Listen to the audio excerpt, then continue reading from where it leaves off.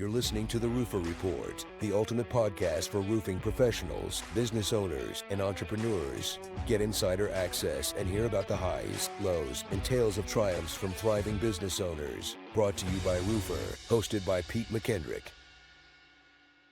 All right, hey everybody, welcome back to the Roofr Report. I'm your host, Pete McKendrick. We're here with another installment of our Roofer of the Month series. It's been a wildly successful series for us. A lot of great conversations and some incredible stories. If you guys haven't seen them, take a look back at those. We're available on all of the podcast platforms as well as YouTube, and also on the Roofr website under our resources section. You can hear all our podcasts there, but some incredible stories recently here. The Craddock family, that was a great one. And Dynasty Roofing with Victoria was another really impactful one. And we're looking forward to another great one here today. So I'd like to welcome Matt Smith from Early Bird Roofing. Welcome, Matt. Thanks, man. Thanks for having me. Congrats on being Roofer of the Month here. Excited to have you on, man. Yeah, it's awesome. I know when they reached out to me, I was like, all right, I'm not sure if I'm worthy of it, but let's go. No, man, I'm sure it's fitting here. Excited to hear the story and dive a little bit more into Early Bird. Let's talk a little bit about Early Bird. How long have you guys been in business? What size company are you guys? Where are you guys located? Stuff like that. Yeah, for sure. A lot of roofing contractors will probably be very uninspired by the Early Bird story because it's so new. But I think the exciting part is like the plan going forward based on the previous business experience that I have, me and my partner have. But Early Bird was launched in May of 25, hit $1 million in sales this month. And basically what we're doing is our goal, just like a lot of roofing companies, whether you agree with it or not, is we're trying to build it to 10 or 15 million to sell to private equity. That's our end goal. And hopefully we can do that within 3 to 5 years. And the strategies that we're implementing is just everything that we've learned in past businesses that we've built and sold. And so far, we're seeing pretty good results with it. Yeah, this is so interesting. I've been in this industry now about eight years. Yeah. And when we first came into it, the majority of the businesses that you dealt with and talked to were legacy businesses, right? They're essentially dad started the business or grandpa started a business. It's been handed down for generations. Like the Craddocks I just mentioned, that story is a family, that business has been around since mid 80s. Dad's now handing it down to his son. And now we're seeing more like your story, right? Like now the idea is, hey, let's get some systems and processes in place. Let's scale this thing up to where we need it to be as quick as possible. Yep. And then let's look to unload it. And I think it's definitely changed the industry in a lot of ways as to how these businesses are run and traditionally how things are done inside the business. This will be a really interesting one, especially coming off of, I think the Craddocks were our October Roofer of the Month. So the story's kind of fresh. And obviously that's the old legacy way of doing things. And this is the new generation of roofing, right? I often tell people when I first started 8 years ago in this industry, if you ran into a $5 million a year roofing company, that was a big roofing company. That was a pretty substantial roofing company, probably a lot of people, 15, 20 employees potentially, a lot of sales guys running around. And the times have changed so much to where, like you're saying, $15 million in 3 to 5 years, that would be unheard of 6, 7 years ago. And so it's an interesting approach, man. I'm excited to dive into this one a little bit with you. Yeah, for sure. I built a power washing business from 2012 to 2019. I sold it. I sold that business because I just realized like it was really hard to build, like it was going to be really hard to become like wealthy in power washing. It was a successful business for sure, but it just wasn't an industry that I could get excited about. In 2019, my partner that I have now in Early Bird, we started an e-commerce business. It was a total fluke. And that business went from 0 to 5 million in the first 11 months. That was the first time I had made real money. Like it broke every belief I'd ever had. Like 6, 7, 10 years ago, seeing a $5 million roofing business, you'd be like, holy smokes. Yeah. It was for me. It was like, if you could build a couple $1 million business, like you were really special. And I'm a super average guy. So the fact that I was able to build a $5 million business in 11 months, it broke every belief I ever had. And so going forward from that, it's really opened my eyes. And I've got to meet a lot of people now, especially in this space, that are just like 5 million is nothing. Guys are doing 15, 30, 50 million. I was on the phone the other day with a guy in Texas doing 75 million a year. And I'm like, that's just insane numbers. So it exists all over. Yeah, it is interesting. I meet more $20 million a year roofing companies than I've ever had before. Yeah. And I think a lot of that has to do with two things, right? Obviously inflation, like the cost of a roof is double what it was back then. So revenue numbers should be higher. But I think the reality of it is that everyone's processes are getting so dialed and the use of technology, how they're leveraging that is allowing everybody to operate so much leaner than they ever have before, so much more efficiently out of the gate. Like you're not having to make a ton of mistakes and then scale back to where you should be. You're coming out of the gate lean and able to generate revenue very quickly, very efficiently. And it's allowing these companies to just scale like unbelievably fast. We talked to on the Roofer of the Month podcast here. I talked to a lot of roofers that are in their first and second year of business, and the numbers blow me away. Some of these guys are pushing $2, $3, $4, $5 million in the second year of business. And it's like I said before, that was something that guys that were in 15, 20 were getting to that number 8 years ago. And yeah, it's really interesting how the times have changed. And I think a lot of it has to do with exactly like you said, the backgrounds of the people who are running roofing companies now are unique, right? Like it's not, you didn't come up nailing shingles on a roof since you were 12. And I find it interesting, like your take on the power washing industry, because I owned a landscaping business in the past, and landscaping very similar, like very like weirdly competitive, right? You're constantly getting like undercut, right? So it's a very tough industry. I think those are very tough industries to grow into a large company, and unless you really scale to like major, like bigger projects. But I think it's very tough because you're dealing with the weekend warrior guy who's doing it as a side gig and can constantly undercut your price. So it's just, it's low ticket. It's low ticket. It's not a necessity. You need way more staff members to be able to fulfill on the service than you do in roofing, especially if you're subbing out your roofs to subcontractors. Your employee overhead's way higher for a business that makes way less. There's so many downsides compared to roofing that I could go on for hours about this. So what made you guys decide to get into roofing? So when we were transitioning out of our e-commerce business, we did really well in that business. We both took a year off. And during that time, a friend of mine owned a roofing business about 30, 40 minutes south of here. And basically it was just, he had a sales team. They were doing, I think they were doing maybe 5-6 million a year. Not bad, but they wanted to scale. And I was just like, I was watching his business from the outside and I'm like, dude, I can help you so much. And I told him, I'm like, let me just come in there and I'll literally do it all for free just to prove to you that I can do it. So he says yes, of course. So we go in there and his sales team is pretty terrible. There's zero sales process. There's really no marketing process in place. And so over a year, we start to build this. I start to go on sales appointments. I start to learn the roofing industry. I think we hit just shy of 10 million the year I was there. Then it was just time for me to transition out. It was never supposed to be a full-time thing. And so I was left with, okay, what am I going to do next? We're in different markets. And I was just like, I really like this roofing thing. I really like the model. Like I know how to build it. I can see with my eyes who needs my services. I'm good at marketing. That's what I'm good at. My business partner's a sales ninja, and we've built companies with 30 plus employees before, so we can figure out the systems and processes as we go. And so that's just how we did it. Went and got my builder's license and just dove head first and started May of this year. Nice. Yeah, I think that this is a conversation that some of the contractors that I'm friends with and some of the other people in the business, we talk in the industry, we talk about quite often, is this shift now to exactly what you just mentioned. Very strong sales and marketing, and really an intimate understanding of how you can effectively turn a roofing company over very quickly with an effective sales and marketing process in place. I think traditionally these guys coming off the roof, like I said, nailing shingles on when they were 12, they're very production driven, and their strong suit is production. I could put a roof on anything, anywhere, anytime. But the sales and marketing piece was always more of a weaker section of the business for most roofing companies. You know, now you're seeing a major shift to that being the strong suit. You're seeing guys with marketing and sales backgrounds saying, hey, we get the sales side of this and we can sell roofs. I can sell this product. And they're coming in and they're very strong on that side. And it's changing the game. Like, I think it's changing the game, one, on how these businesses are run, and also the revenue that can be generated, but also how the tools are being built to accommodate them. Like our tool specifically, you think of Roofr as a tool, and how much we're having to focus on the sales and marketing pieces of it now.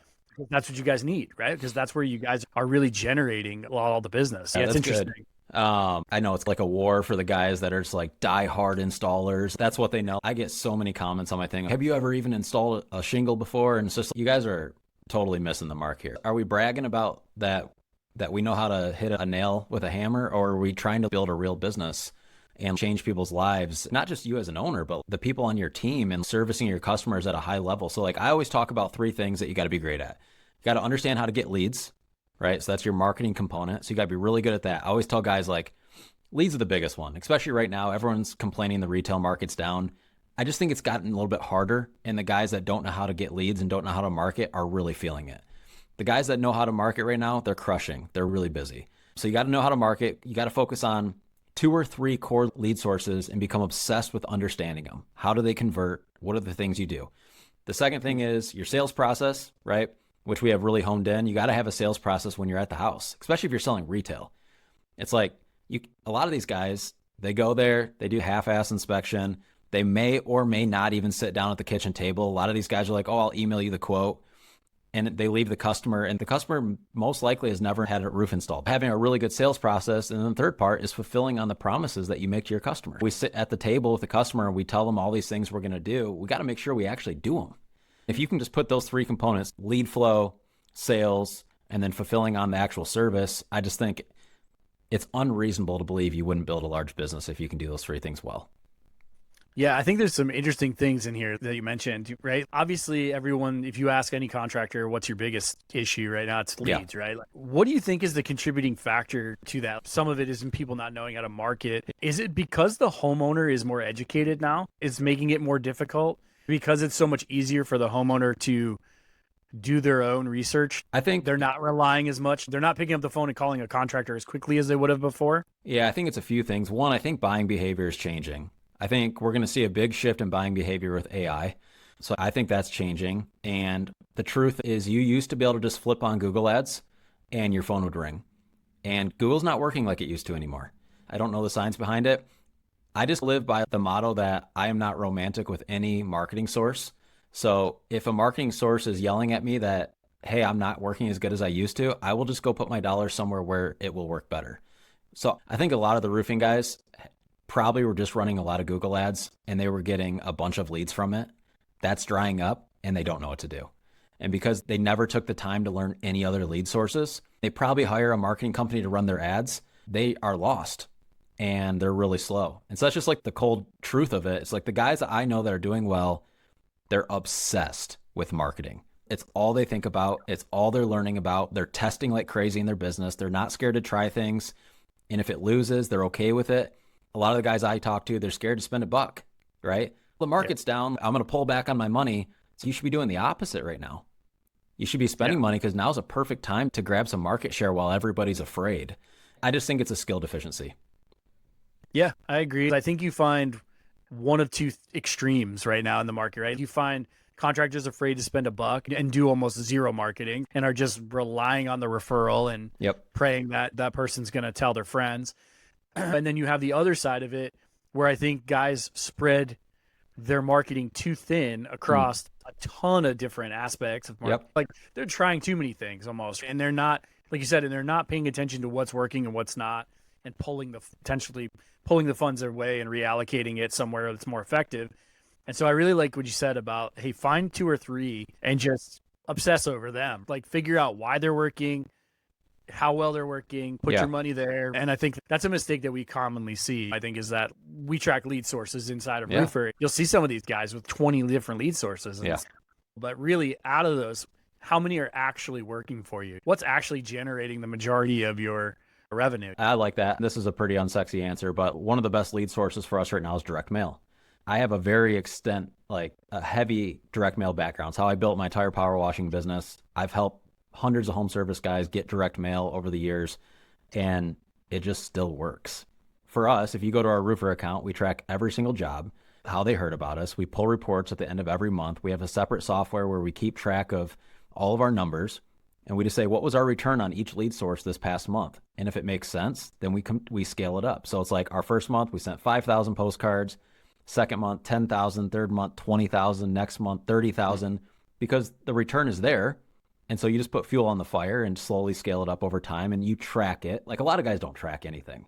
That's why, if we're being honest, that's why most people are scared of marketing, is because they don't know their results. They don't know what their numbers are. So it's like they have no clue if they're getting a positive result or not. But when you do know that, it's way less scary to spend money on marketing. It's, oh, I got a 32x return on direct mail last month. of course I'll spend more money on that. Yeah, it's funny. I had a person say to me one time that almost no roofing contractors know their cost of acquisition. Yeah, sure. It's probably one of the most underrated numbers in the entire industry. They just don't track it. Yep. So how do you understand where to put your money if you don't really know how you're converting? Direct mail, that's an interesting one because I think it's traditionally thought of as an older way of doing things. Yeah. Now we have all this technology and, like you said, AI involved and all these things. It's like there's got to be a more tech savvy way to do it. Yeah. But at the root of it, it's still one of your best converting ways. Yeah, dude. And I'll be honest, like I didn't reinvent this wheel. I get a piece of direct mail from this company in our market. They do 100 million a year in roofing. And I get it on a consistent basis. And I'm like, they're just not sending that if it's not working. Yeah. There's, you know what I mean? It's just, so I'm like, we just have to try it. And so we pretty much replicated what they were doing. We put our brand and changed the offer a little bit to what we thought might work a little better. And sure enough, if people would maybe just pay attention to what their bigger competitors are doing in their market. Facebook ads is another one. You can go to Facebook ad library and see what all of your competitors' ads are. So if you want to know what's probably working for them, go to Facebook ad library, look at their ads, and which ones have been on the longest. Smart. So you're just like, I don't know. You don't have to reinvent the wheel. For crying out loud, we're in the roofing industry. This is about as basic as it gets. So you can tell when a roof is bad by looking at it from the road. How do I get in front of that customer as many times as humanly possible until they're ready to buy?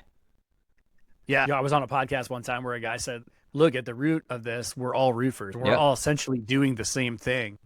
So what's the little bit of, what are you doing that just differentiates you enough to make that customer hire you over the competitor? Because in the grand scheme of things, like we're all pretty good installers at this point, or we're using subcontractors who are equally as good as installing, right? Like you said, how are we managing the expectations of the customer?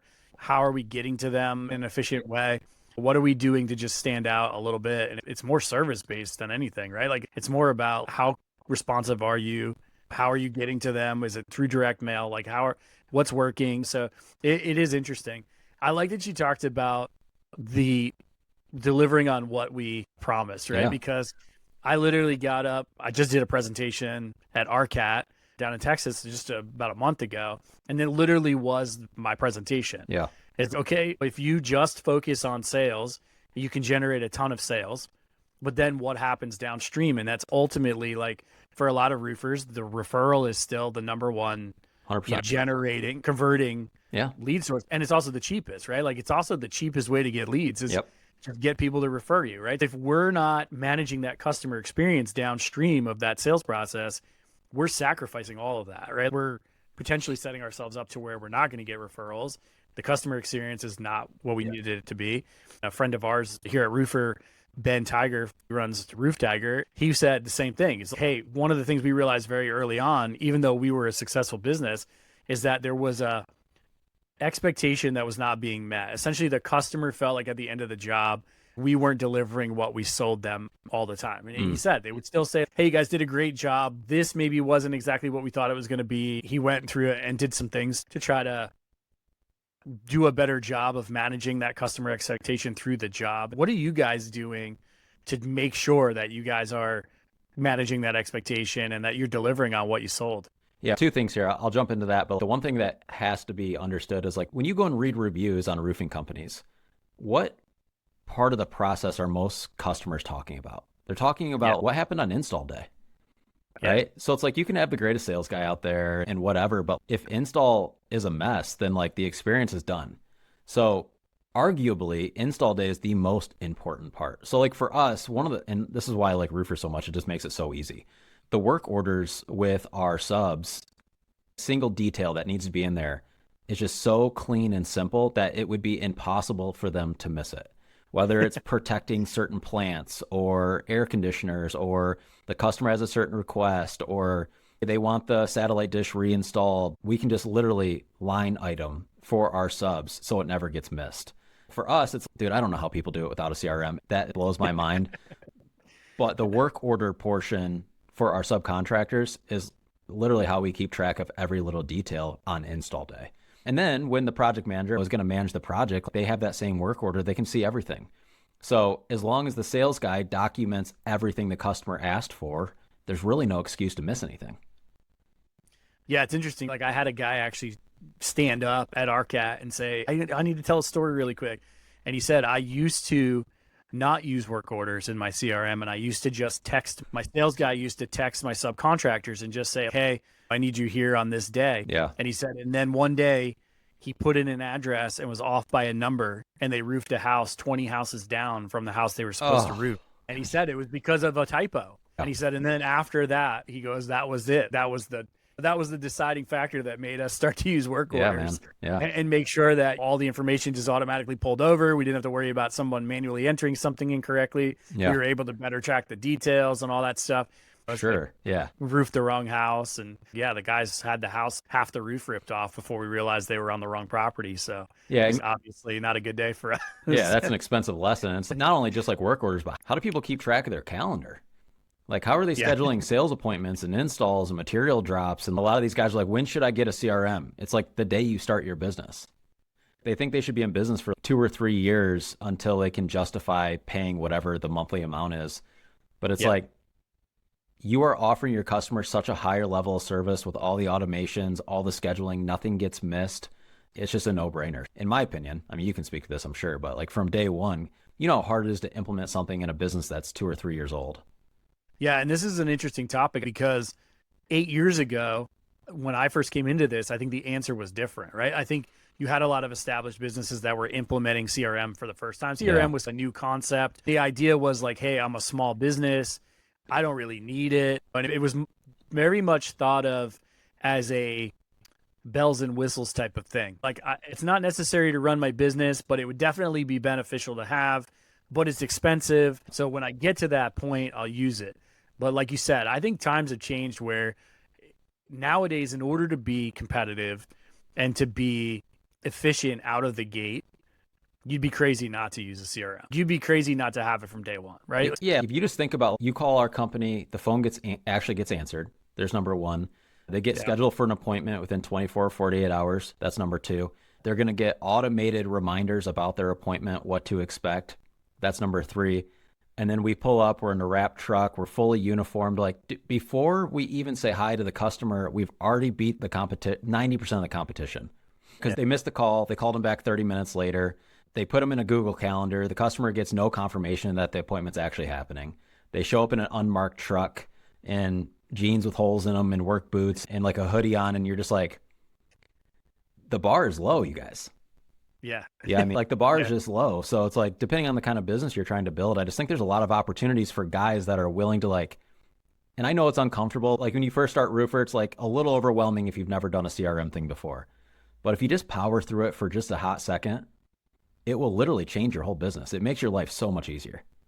Yeah, it literally is just the time it takes to set it up, right? If you set it up correctly and take the little bit of time that it takes to set it up, which really isn't, in the grand scheme of things, isn't nearly what it was 5-6 years ago. Programs have become so efficient. Roofr is so simple to get going on that now you can get into these things so quickly and get them up to speed so fast. Like you said, trying to implement a CRM into a business that's 3 years old, and you've got sales guys that have been doing things a certain way or potentially different ways. I tell the story often of a company that I went and visited, and they had 2 or 3 sales guys, and I'm talking to them, and we're talking about implementing a CRM, or they had a CRM. We're talking about some other tools that they could use. And they're saying, like, the one guy's saying, this is how I quote, and this is what report I pull in this situation, and this is what report I pull in this situation. And then the other guy's, I don't really do it that way. I do it this way.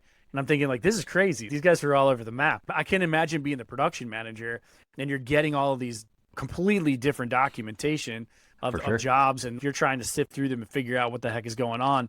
And so that's crazy. Like you said, why would you not implement it if you're a new business, especially? Why would you not implement it from day one?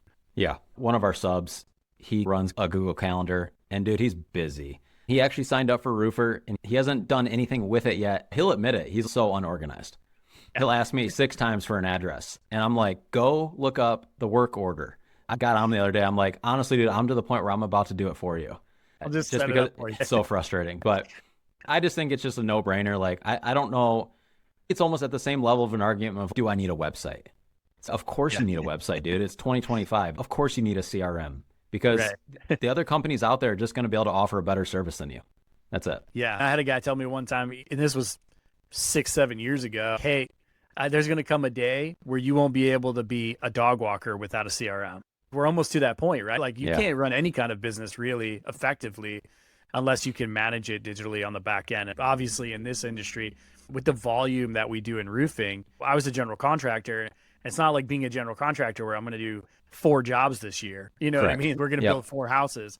Like we're pumping, we're like roofing, you're grinding jobs out nonstop. And as you get busier, it gets crazier, right? It Yep. gets even harder to manage. And like one of the things that I always say in some of my presentations is, what if you got 50 new leads in today? What if you sold 50 more jobs today? Where would the system break? Yeah. And are you set up for it? Could your business handle it? And if not, where? Like, where's the opportunity? Where is it going to break down? A lot of times it's, like you said, sales to production. Are we Yep. delivering on what we sold? So what does the future look like for Early Bird? Like you mentioned, you guys are looking to move pretty quickly here. What's the plan over the next, say, 2 to 3 years for you guys? Yeah, I think we'll get to 5 million next year in sales. We have a plan to do it just off direct mail alone. So like with our other marketing pillars trickled in with that, I think we'll hit it. So we're gonna have to make some hires, project managers. So right now it's just me and my business partner. We do everything. So we'll have an office hire, a project manager or 2. And then Mitch and I will continue to run sales and just oversight of the business. At least for us right now, like we're to the point now where it's like we're bogged down with the installations that it's affecting the lead generation. So we know that going into next year. These are the hires that have to be made if we want to scale. We've already got the proven numbers in the marketing, so we know what we're scaling. We know how many pieces of direct mail we have to send every month to be able to hit our 5 million number. It's nice and clear. Does it work? Based on the numbers, it should. We've been in business long enough now, over a decade, that anything can happen, but that's just a goal. Yeah, nice. Let's talk a little bit about, I just want to touch on something really quick because I think the direct mail thing is really interesting. Like obviously you see Dope Marketing is a huge one in this industry. He's grown a massive business just on direct mail. Talk a little bit about, in comparison to the other forms of marketing, how is the conversion to what it's costing you? Because you hear horror stories of guys just saying, I'm dropping tens of thousands of dollars a month on marketing and I'm seeing like barely any return, or I hired this marketing firm who's running ads for me and we don't really see much from that. So I'm having to lean heavy into my referrals. And so like a cost versus return analysis here, I guess real quick, is like, how well, in comparison to everything else, is the direct mail that much more cost effective and that much better? Yeah. So like in our e-commerce business, we spent $1 million a year on Facebook ads, $500,000 a year on Google ads. So it's like, we feel like we're not spending any money right now. Like spending 10 or 20,000 a month in marketing feels like nothing just because of where we came from. But the difference is like in e-commerce, if you're getting a 2, 3x return on your spend, like people are calling you going, can you help me? Where in roofing, like our direct mail right now on average is a little over a 22x return. So every dollar we put in, we get $22 back. That's crazy. To this point, like still roofers will be like, I don't know. And I'm just like, you guys have no clue how good we have it. Like marketing, to be effective in marketing and home service businesses in general is just so much easier than so many other industries. 20x, 22x return is where we stand on direct mail right now, which works for us. The numbers are plenty. We have an average order value of around $18,000 per roof. We try to sell within 30 to 40% margins. So the numbers just work. Yeah. If the goal is to sell in 3 to 5 years, what's the future for you then, personally? Where do you go next? Yeah, man, I don't know, to be honest. I don't know. I'm only 35, so I got hopefully a lot of years ahead of me. I know that doing nothing isn't an option. I'll go nuts. But it will be very nice to get to a point where I don't have to do anything if I didn't want to. I've got a young daughter. If you were to ask me what my dream was, it's just like, I just want to hang out with her as much as humanly possible. Yeah, absolutely. So like money's cool. That allows you to do that kind of stuff. I'm not a super materialistic guy, but at the end of the day, like that's all that really matters. That's a good answer.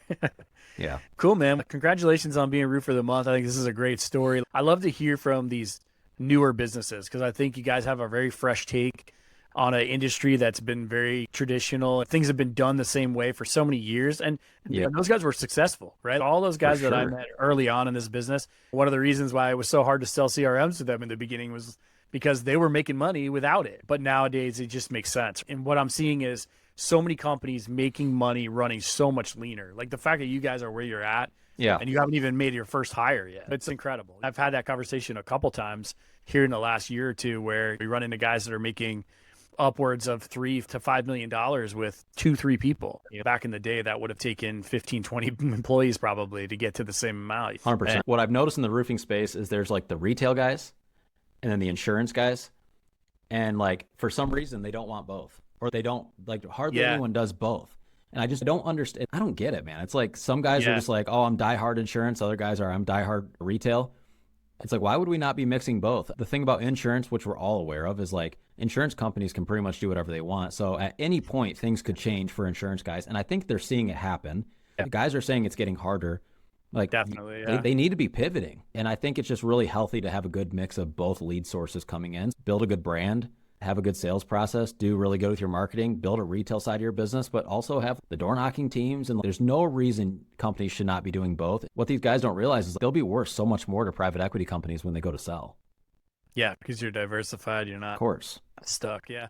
And I do think there was a time where the models were very different. And so that's why there was like this separation, and it just evolved into these two very distinct groups that just butted heads and said, oh yeah, we don't do it that way, so we're not going to do that side of it. Yeah. And both of them kind of felt the same way about each other, I think. So, but like you said, I think we are starting to see some of the newer companies that are like, hey, yeah, we call ourselves a retail company, but if the opportunity's there, we're going to do the work. Like, we're going to do the insurance work. Why not? It's not that much different. And I think that's the biggest change that I've seen, is that when they look at it, they're like, well, it's not that much of a change in our process to accommodate an insurance job, where before it was thought to be like this completely different animal. I'm a roofing guy. I can't do solar. That's so far different, right? I can't touch it.